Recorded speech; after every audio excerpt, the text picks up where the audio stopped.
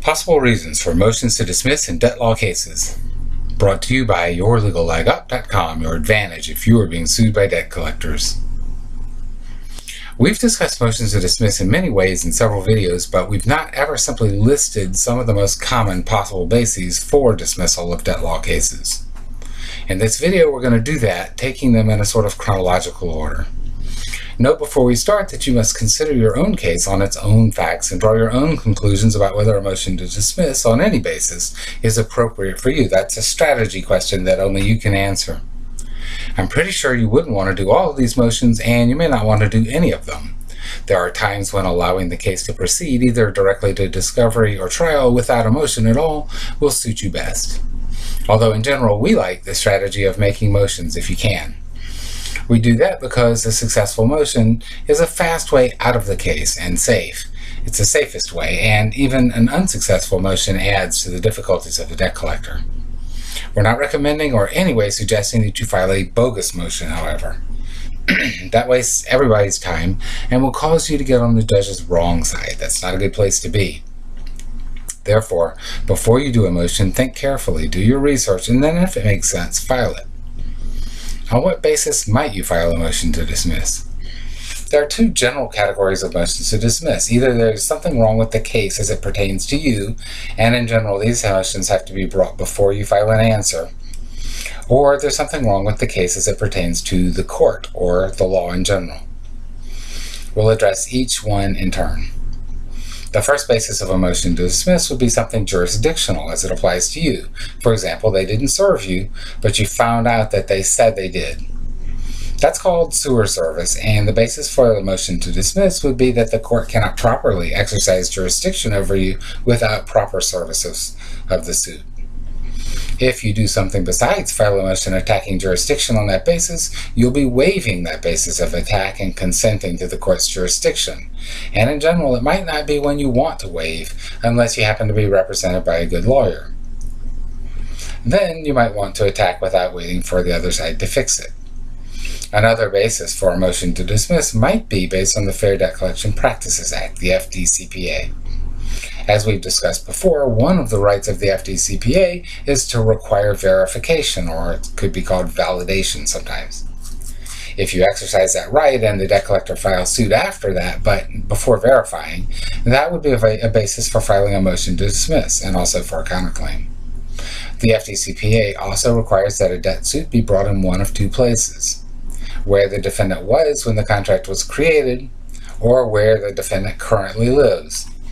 Suit in the wrong jurisdiction not only violates the FDCPA in terms of counterclaims, but also might be the basis for a motion to dismiss. Filing something else first might, and probably does, waive the right to move to dismiss on these bases. Another type of motion that should be brought before answering the petition or complaint would be based on the wording of the petition.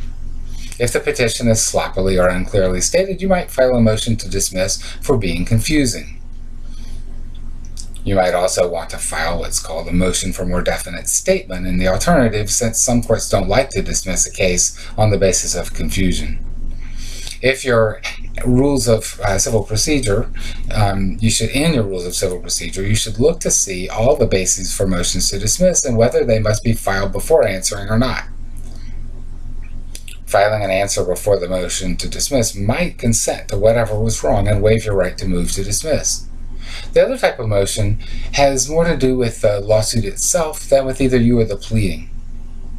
If the plaintiff is a debt collector and not on the debt contract and does not allege facts showing its ownership, you could file a motion to dismiss for lack of the proper party and interest being present. I like the idea of doing discovery and then filing a motion for summary judgment on the same basis rather than a motion to dismiss, after you can prove they can't prove ownership. Or suppose they make you the defendant because the proper defendant has your name, but it isn't really you. That could be a motion to dismiss that you could bring at any time.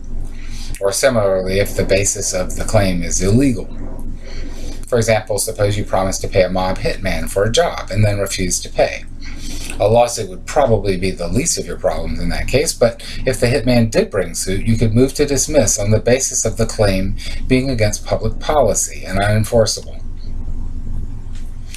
And of course, if the lawsuit were brought in a jurisdiction that's inappropriate for the suit, you could get it dismissed. You, for example, can bring a claim under the FDCPA in either the state or federal court. But most debt cases can only be brought in state court. Filing an answer wouldn't waive this basis for motion to dismiss. Statutes of limitation are a little bit odd. If the petition alleges all the facts necessary to show that the statute of limitations has run on your case, then you could file a motion to dismiss before answering. And you might actually need to. Now, that's rarely the case, however. Most statutes of limitations are established by facts that are not pleaded and would more likely be the basis of a motion for summary judgment. Again, your rules of civil procedure will tell you the legal basis for motions to dismiss and also when you need to bring the motion. I suggest that you find that rule and read it, as it may give you some ideas that could help you. Protect what's yours and don't let the debt collectors rip you off. Debt collection is a social justice issue. Take action to protect yourself from the debt collectors and help others do the same. Please like this video, share it with anybody you think could use it, subscribe, and comment, as all these things help other people find our materials. YourLegalLegUp.com